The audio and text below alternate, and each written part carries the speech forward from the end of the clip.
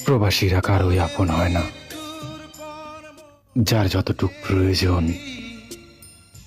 ঠিক ততটুকুই ব্যবহার করে। যখন প্রয়োজন থাকে না তখন খবর নেওয়ারও মানুষ পাওয়া যায় না। সুখের নতুন কোন দেশ। প্রবাসী হতে পারি কিন্তু দুনিয়া ছাড়ি নাই। আত্মসম্মানে আঘাত করবি, আপন পর বুঝতাম না। ৬,০০০ কিলোমিটার দূরে থাইকাও টার্গেট মিস করতে বলতাম না।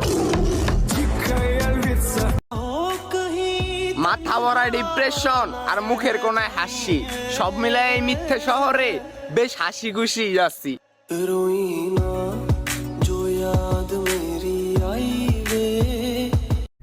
দুনিয়াতে কেউ কারো আপন হয় না।